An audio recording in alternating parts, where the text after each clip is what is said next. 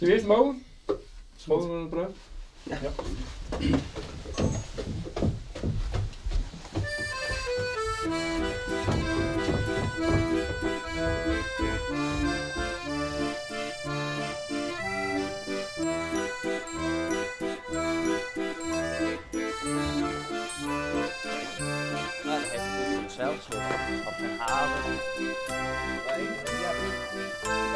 Nou, we zijn hier op de molen in Wazijn en er zal een examen wezen.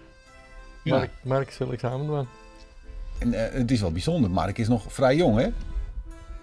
Ja, die is 18. Nou, daar hebben we het boertskroer, de roeren, nou, de zeemlatten en de heklatten. Hier even achter het touwtje staan bijvoorbeeld. Eigenlijk is het zo dat ik presenteer mijn leerling onder een comité. En ik probeer die cent te leren wat er weet en dat er geschikt is om een molen te werken. Hoe gaat het, Mark? Voor mij gaat het wel aardig zo. Is het spannend? Nee, het valt wel mee. Hij doet gewoon je ding dan. Ja, eerst had je natuurlijk wel een beetje zenuwen, maar ging ik er even aan de gang binnen. Vroeger is ik barstroeden. Ja. Wat is dat?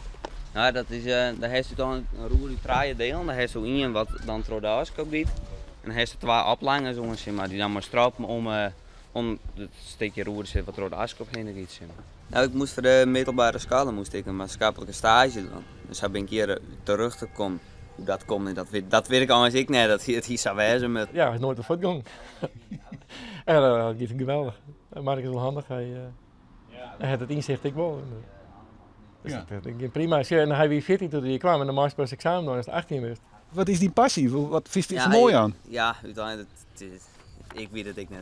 Het is eigenlijk wel moeilijk te omschroeven. Het is natuurlijk een stukje historisch. Het wordt met alles met naaien en alles met automatiseerd worden. En het is eigenlijk een mooi houten touwtje techniek. Lekker simpel. En het is een stukje geschiedenis natuurlijk.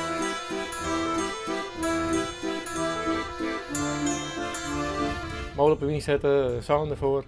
En dan gaan we naar de molen in en ja, dan gaan we steeds heger, zal er heger en wilste stellen we vragen. Begin ze gewoon nu te midden. Dus begin ze molen op te bouwen. Het normale pijlmoot heeft eigenlijk al die twastje.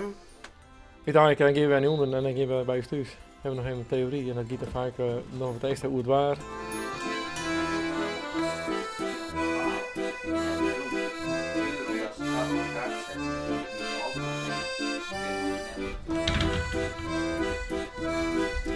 Even nog praten. Ja? Bij mij is nou gebeurd. Dus zij hebben het er nou even hoe dat alles voldoende wie of net. En wat voel je zelf? Ja, ik vond het wie wordt het dan, wie van aardig eten. Ja, wel mooi. Nou, ik zal een koffie bestellen. Toen was het een bakje. Hopelijk maar een duur bakje.